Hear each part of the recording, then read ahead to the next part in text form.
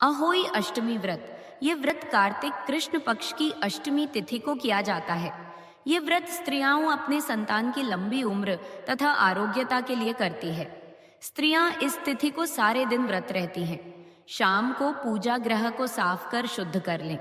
दीवार पर अष्टकोष्ठक की अहोई की पुतली रंग भरकर बनवाए। उसी पुतली के पास सेई तथा सेई के बच्चों के चित्र बनाए। चित्र के सामने चौक बनाए। चौक पर एक लोटे में जल भरकर रखें। लोटे पर रोली से सतिया स्वास्तिक बनाए। लोटे के गले में मौली बांध दे। पूजा के लिए चांदी की अहोई, स्याऊ एवं 2 मोती या मणिक के दाने दोनों तरफ लगाकर माला बनाए। इसे लोटे के पास रखें। फिर अहोई माता की रोली, अक्षत, दूध तथा भात से पूजा करें। एक कटोरी या प्लेट में हलवा तथा रुपये बायना के लिए रखें। चंद्रमा निकलने पर चंद्रमा की पूजा कर अर्घ्य अर्पण करें। उसके बाद गेहूं के साथ दाने हाथ में लेकर अहोई माता की कहानी सुने या सुनाएं। इसके बाद हम आपको कहानी सुनाएंगे। कहानी के बाद अहोई माता की आरती करें। हाथ जोड़कर अहोई माता को प्रणाम करें। मौली में पिरोई गई माला को गले में पहन ले। बायना को हाथ में लेकर सासू माँ के चरण स्पर्श कर उन्हें देवें। ब्राह्मणों को दान दे। उसके बाद भोजन करें। जिसके जितने पुत्र हों उतने चांदी के दाने उसमें अहोई डलवाएं। दिवाली के बाद किसी शुभ दिन अहोई को गले से उतारकर गुण का भोग लगाएं और फिर जल के छींटे देकर उसे रख दें। अहोई माता का उजमन। यदि पुत्र का जन्म हो या विवाह हो तो उस वर्ष अहोई माता का उजमन करते हैं। अहोई माता के पूजा के साथ साथ एक थाली में 7 जगह 4-4 पूर्णियां रखें और उन पूर्णियों पर हलवा रखें। उसके ऊपर एक सारनी और रुपया रखें। पूजा के बाद सभी सामग्री उठाकर अपनी सासू माँ को देकर उनसे आशीर्वाद लें। पाठे की पहली कथा। किसी स्त्री के 7 लड़के थे। कार्तिक के दिनों में दीपावली से पहले घरों की लिपाई पुताई की जाती है। लिपाई पुताई के लिए गांव की सभी स्त्रियां बाहर से मिट्टी खोद कर लाती हैं। अतः वह स्त्री भी दीपावली के पहले लिपाई पुताई के लिए बाहर से मिट्टी लाने गई। जिस जगह पर वह स्त्री मिट्टी खोद रही थी उसके नीचे सेई की माँ थी। दैव योग से मिट्टी खोदते खोदते उस स्त्री की कुदाल सेई के बच्चे को लग गई और सेई के बच्चे मर गए। यह देखकर उस स्त्री को बहुत दुख हुआ और वह पश्चाताप करने लगी और दुखी मन से मिट्टी लेकर अपने घर को लौट आई। संयोगवश उस दिन कार्तिक कृष्ण पक्ष की अष्टमी तिथि थी। कुछ ही दिन बीते होंगे कि उस स्त्री का बड़ा लड़का मर गया। फिर दूसरा लड़का मर गया। इस तरह से साल बीतते बीतते उसके 7 लड़के मर गए। इस कारण से वह स्त्री बहुत दुखी रहने लगी। एक दिन उसने अपनी पड़ोसन से सारी घटना बताई और कहा, मैंने जानबूझकर ऐसा नहीं किया, फिर भी मुझसे हत्या तो ही गई। उसी के बाद से ही मेरे सभी लड़के मर गए। यह सुनकर पड़ोसन ने कहा, तुम्हारा आधा पाप तो हम सभी को यह घटना बताने और पश्चाताप करने से कट गया। अब जो रह गया है उसके लिए तुम उसी कार्तिक की अष्टमी तिथि को भगवती के समीप सेई और सेई के बच्चे का चित्र बनाकर पूजा करो एवं हाथ जोड़कर क्षमा याचना करो। भगवती की कृपा से तुम्हारा पाप कट जाएगा और तुम्हें फिर से संतान सुख प्राप्त होगा। उस स्त्री ने पड़ोसन के कहे अनुसार जब कार्तिक कृष्ण पक्ष की अष्टमी तिथि आई व्रत रखकर भगवती के सामने सेई और सेई के बच्चे का चित्र बनाया एवं पूजा कर क्षमा याचना की। भगवती की कृपा से पुनः उसके 7 लड़के हुए। फिर वह बराबर उसी तरह से हर वर्ष व्रत और पूजन करती। तभी से इस व्रत की परंपरा चली आ रही है। बोलो अहोई माता की जय। हे माता, जैसे उस स्त्री के कष्ट दूर किए वैसे सबके दूर करना। कथा सुनने वाले का कथा कहने वाला। अहोई आठे की दूसरी कथा। एक साहूकार था, उसके 7 बेटे, 7 और एक बेटी थी। 7 बेटे का विवाह हो गया था। 7 बहुएं और बेटी अहोई माता के पूजन के लिए मिट्टी लेने गई। मिट्टी खोदते समय साहूकार की बेटी के हाथ से स्याऊ का बच्चा मर गया। इससे स्याऊ माता नाराज हो गई और बोली, मैं तेरी कोख बांधूंगी। तब ननद ने एक एक कर 7 भाभियों से कहा कि उसके बदले अपनी कोख बंधवा ले, लेकिन 6 भाभियों ने मना कर दिया।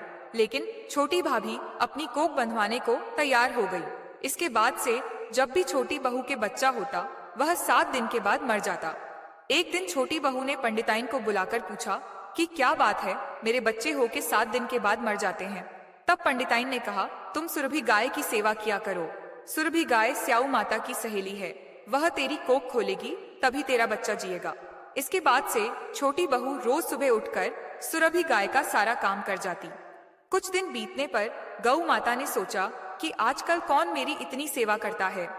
यह सोचकर अगले दिन गौ माता खूब सुबह उठकर देखा कि एक साहूकार की छोटी बहू उसका सारा काम कर जाती है। गौ माता ने छोटी बहू से कहा, तुझे किस चीज की इच्छा है जो तू मेरा इतना काम करती है? मांग, क्या चीज मांगती है? तब छोटी बहू ने कहा, पहले मुझे वचन दो। गौ माता ने वचन दिया। तब साहूकार की बहू बोली, स्याऊ माता तुम्हारी सहेली है और स्याऊ माता ने मेरी कोख बांध रखी है, जिससे मेरे बच्चे होने के बाद मर जाते हैं। उनसे मेरी कोख छुड़वा दो। तब गौ माता छोटी बहू को लेकर 7 समुंदर पार अपनी सहेली के पास चल पड़ी। चलते चलते रास्ते में बड़ी तेज धूप हो गई, इसलिए वे दोनों एक पेड़ के नीचे बैठ गए। उस पेड़ पर गरुड़ पक्षी का घोंसला था। उस घोंसले में गरुड़ पक्षी के छोटे छोटे बच्चे थे। थोड़ी देर में कहीं से एक सांप आया और गरुड़ के बच्चे को खाने को लपका। यह देखकर छोटी बहू ने सांप को मार दिया और बच्चों को बचा लिया। कुछ देर में गरुड़ पक्षी आया और घोंसले में बच्चों को नहीं देखा। पेड़ के नीचे छोटी बहू और सुरभि गाय को देखकर गरुड़ पक्षी ने सोचा, इसी ने मेरे बच्चे को मारा है। यह सोचकर गरुड़ पक्षी छोटी बहू को चोंच मारने लगा। तब छोटी बहू ने कहा, मैंने तेरा बच्चा नहीं मारा है, मैंने तो तेरे बच्चे को बचाकर छिपाया है।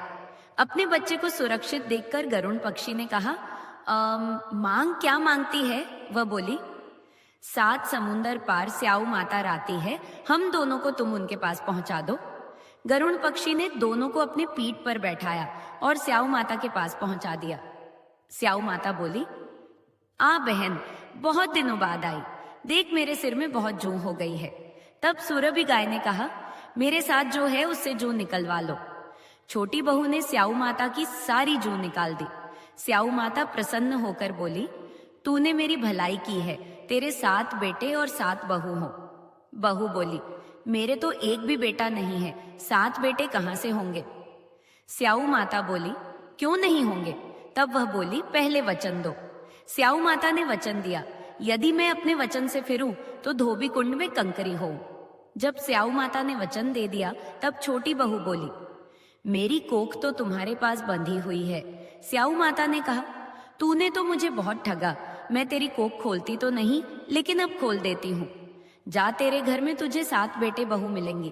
तू 7 उजमन करियो, 7 होई माता, 7 जगह मांडियो, 7 कढ़ाई कराइयो। वह घर गई, देखा कि वहां 7 बेटे बहू बैठी हैं। बहुत धन रखा है। उस दिन कार्तिक कृष्ण पक्ष की अष्टमी तिथि थी। उसने 7 हुई मांडी, कोई दीवार पर, कोई मटके पर, कोई किसी और जगह। 7 उजमन करे, 7 कड़ाही करी। उधर शाम होने पर छोटी बहू की सारी जेठानी कहने लगी, जल्दी जल्दी चौका पूजा कर लो, नहीं तो थोड़ी देर में ही छोटी बहू अपने बच्चों को स्मरण करने रोना शुरू कर देगी। कुछ समय बीतने पर रोने की आवाज नहीं आई। तब जेठानियों ने अपने बच्चों को कहा, जाकर देख तो आज वह रोई क्यों नहीं। बच्चों ने जाकर देखा और लौटकर अपनी माता से बोला, चाची तो उजमन कर रही है, होई मान रही है। यह सुनकर सभी जेठानी दौड़ती हुई छोटी बहू के घर पहुंची। देखा कि वह तो कोख छुड़ा लाई। जेठानियां हाँ बोली, तुमने कोख कैसे छुड़ाई? वह बोली, मैंने तो कोख बंधाई नहीं, लेकिन स्याऊ के बच्चे के मरने से कोख बंध गई। अब स्याऊ माता ने मुझ पर दया करके मेरी कोख खोल दी। हे स्याऊ माता, जैसे छोटी बहू की कोख खोली, ऐसे ही हमारी भी खोलना, सबकी खोलना। कहते सुनते हुंकारा भरने वाले की, अपने सारे परिवार की कोख खोलना। होई आठे की तीसरी कथा। बहुत पुरानी बात है। किसी गांव में एक साहूकार तथा साहूकारनी रहते थे। वे बद्धे, चरित्रवान और शीलवान थे। उनके कई पुत्र और पुत्रियां हुए, परंतु वे सब कुछ ही दिन जीवित रहकर मर जाते थे। इस प्रकार बाल्यावस्था में ही अपने पुत्र पुत्रियों को मरते देख वे दोनों बद्धे दुखी रहने लगे। दोनों पति पत्नी सोचते कि हमारे बाद इन धन संपत्तियों का क्या होगा। ऐसे ही सोचते सोचते दोनों ने निश्चय किया कि धन संपत्ति को त्याग कर किसी वन में जाकर भजन किया जाए। ऐसा सोचकर वे दोनों अपना घर संपत्ति भगवान के भरोसे छोड़कर घर से चल पड़े। चलते चलते जब थक जाते तो थोड़ा विश्राम कर लेते। ऐसे चलते चलते वे दोनों बद्रिक आश्रम के शीतल कुंड के पास पहुँचे। वहां पहुंचकर उन दोनों ने अन्न जल त्याग दिया और अपने प्राण त्यागने का निश्चय कर लिया। अन्न जल त्यागे हुए जब दोनों को 7 दिन हो गए, तब एक आकाशवाणी हुई, तुम दोनों अपने प्राण मत त्यागो। तुम्हारे पूर्व जन्म के कर्मों के कारण ही तुम्हें ये सब दुख झेलने पड़े हैं। अपने घर को लौट जाओ। कार्तिक कृष्ण पक्ष की अष्टमी तिथि को अहोई माता का व्रत और पूजन करो, तब अहोई माता प्रसन्न होकर तुम्हें दर्शन देंगी। तब तुम अहोई माता से अपने लिए दीर्घायु पुत्र मांगना। व्रत के दिन रात्रि को वृंदावन के राधा कुंड में स्नान करना। आकाशवाणी सुनकर वे दोनों अपने घर को लौट आए। कहे अनुसार कार्तिक कृष्ण पक्ष की अष्टमी तिथि को अहोई माता का व्रत किया और स्त्री ने रात्रि को राधा कुंड में स्नान किया। जब वे दोनों स्नान करके लौट रहे थे, तब उन पर प्रसन्न होकर अहोई माता ने उन्हें दर्शन दिया और वर मांगने को कहा। तब साहूकर दंपत्ति ने हाथ जोड़कर माता से कहा, हे माता, हमारे बच्चे कम आयु में ही मृत्यु को प्राप्त हो जाते हैं, सो आप मुझे दीर्घायु संतान होने का वरदान देने की कृपा कीजिए। अहोई माता ने उन दोनों को वरदान दिया और वहां से अंतर्ध्यान हो गई। साहूकार दंपत्ति अपने घर को लौट आए। अहोई माता की कृपा से कुछ ही दिनों में उन्हें पुत्र की प्राप्ति हुई। माता की कृपा से वे धन धान्य पुत्र पौत्रों से संपन्न हो अंत में बैकुंठ धाम को गए। हे अहोई माता, जैसे साहूकार दंपत्ति को दीर्घायु संतान दिया, वैसे सबको दो, सुनने वाले को, कहने वाले को, हुंकारा भरने वाले को, सब परिवार। बिंदायक जी की कथा। एक बार बिंदायक जी महाराज एक चुटकी में चावल और एक में दूध लेकर घूम रहे थे और कह रहे थे, कोई मेरी खीर बना दे। एक बुढ़िया माई बोली, ला मैं खीर बना दूं। वह एक कटोरी ले आई। तब बिंदायक जी बोले, बुढ़िया माई, कटोरा क्यों लाई है, भगोना लाकर चढ़ा दे। तब बुढ़िया माई बोली, भगोने का क्या करेगा, कटोरा ही बहुत है। बिंदायक जी ने कहा, तू चढ़ाकर तो देख। बुढ़िया माई ने भगोना चढ़ा दिया। चढ़ाते ही वह दूध से भर गया। फिर बिंदायक जी ने कहा, मैं बाहर जाकर आता हूँ, तू खीर बनाकर रखियो। खीर बनकर तैयार हो गई, किंतु बिंदायक जी नहीं आए। बुढ़िया माई का मन ललचा गया।